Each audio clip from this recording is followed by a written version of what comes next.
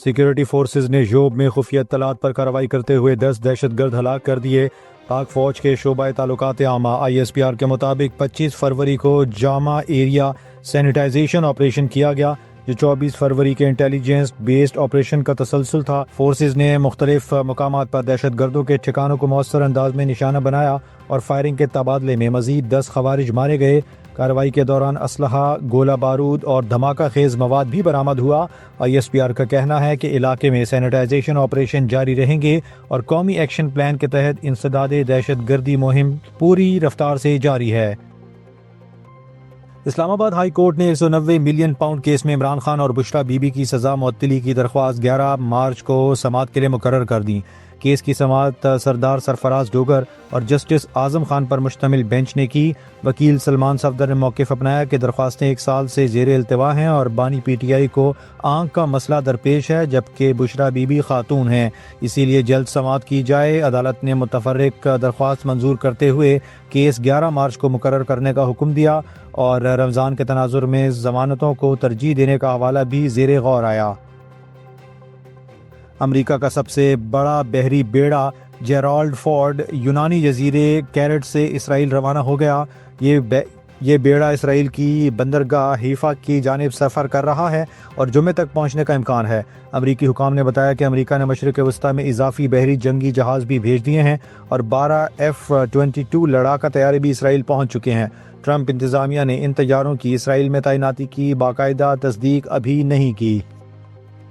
پاکستانی دفتر خارجہ کے ترجمان نے ہفتہ وار بریفنگ کے دوران واضح کیا ہے کہ افغانستان کی سرزمین سے سرگرم دہشت گرد گروہ پاکستان میں حالیہ حملوں میں ملوث ہے اور پاکستان کی تازہ ترین کارروائیاں براہ راست ان دہشت گردوں کے ٹھکانوں کے خلاف تھیں۔ ترجمان نے افغان حکام کی جانب سے سامنے آنے والے دھمکی آمیز بیانات کو مایوس کن قرار دیتے ہوئے کہا کہ ہماری سیکیورٹی فورسز کسی بھی خطرے کا جواب دینے کے لیے ہمہ وقت تیار ہیں۔ اس کے علاوہ ترجمان نے بھارت سے مطالبہ کیا کہ وہ سانحہ سمجھوتہ ایکسپریس کے مجرموں کو کیفر کردار تک پہنچائے اور مقبوضہ کشمیر میں انسانی حقوق کی خلاف ورزیوں پر عالمی برادری کو جواب دہ ہو۔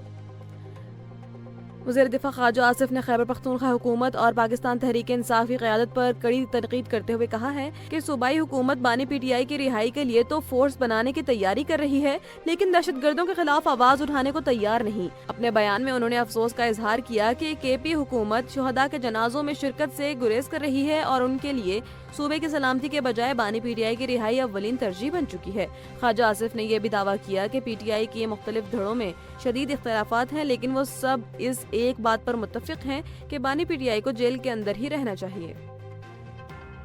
چینی وزارت خارجہ نے ایران کی موجودہ صورتحال پر گہری تشویش کا اظہار کرتے ہوئے واضح کیا کہ بیجنگ عالمی معاملات میں دھمکیوں اور طاقت کے استعمال کے خلاف ہے۔ بیجنگ سے جاری بیان میں ترجمان نے ایران کے قومی استحکام اور جائز حقوق کے تحفظ کے لیے اپنی مکمل حمایت کا یقین دلایا ہے۔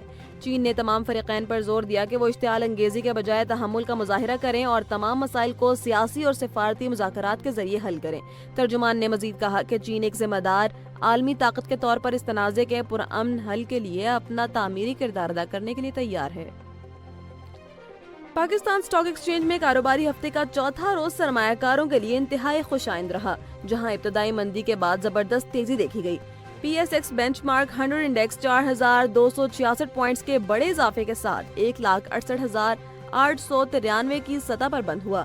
کاروبار کے دوران انڈیکس نے ایک موقع پر 1,69,000 کی نفسیاتی حد کو بھی چھوا۔ اس تیزی کے نتیجے میں مارکیٹ کیپٹلائزیشن میں 350 ارب روپے کا اضافہ ہوا، جس سے مجموعی مالیت 19,000 ارب روپے سے تجاوز کر گئی ہے۔ سندھ کے وزیر داخلہ ضیاء الانجار نے صوبے میں سیکیورٹی صورتحال کو بہتر بنانے کے لیے سخت اقدامات اور نئے ضابطۂ اخلاق کی منظوری دے دی ہے۔ IG سندھ اور دیگر حکام کے ساتھ ہونے والے اہم اجلاس میں فیصلہ کیا گیا ہے کہ ایئرپورٹس پر سیکیورٹی کے پیش نظر اب پک اینڈ ڈراپ کے لیے صرف 1 سے 2 افراد کو آنے کی اجازت ہوگی۔ وزیر داخلہ نے حساس علاقوں کی ڈرون کے ذریعے نگرانی، جیلوں میں تلاش ایپ کے استعمال اور صوبے کے داخلی اور خارجی راستوں پر خواتین سرچرز کی تعیناتی کو لازمی قرار دیا ہے۔ انہوں نے واضح کیا کہ اسلحے کی نمائش پر بلا امتیاز کریک ڈاؤن کیا جائے گا اور نیشنل ایکشن پلان پر مکمل سختی سے عمل درآمد یقینی بنایا جائے گا۔ انسداد منشیات فورس نے تربت کے قریب ایک بڑی کارروائی کرتے ہوئے 2 گاڑیوں سے بھاری مقدار میں منشیات برآمد کر کے 2 ملزمان کو گرفتار کر لیا ہے۔ ترجمان ANF کے مطابق برآمد شدہ منشیات میں 76 کلو چرس، 4 کلو افیون اور 10 کلو آئس شامل ہے۔ گرفتار ملزمان کے خلاف انسداد منشیات ایکٹ کے تحت مقدمات درج کر لیے گئے ہیں اور اس نیٹ ورک کے دیگر کارندوں تک پہنچنے کے لیے مزید تحقیقات کا آغاز کر دیا گیا ہے۔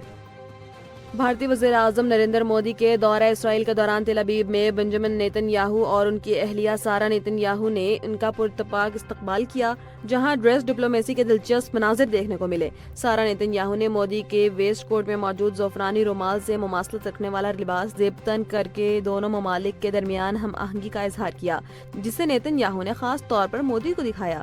بات یہیں ختم نہیں ہوئی بلکہ رات کے کھانے کے موقع پر خود اسرائیلی وزیر اعظم نے روایتی لباس پہن کر مودی کو حیران کر دیا۔ نیتن یاہو نے اس لمحے کی ویڈیو سوشل میڈیا پر شیئر کرتے ہوئے بھارت کو ایک شاندار ملک قرار دیا اور مودی سے اپنے دیرینہ دوستی کا اعادہ کیا۔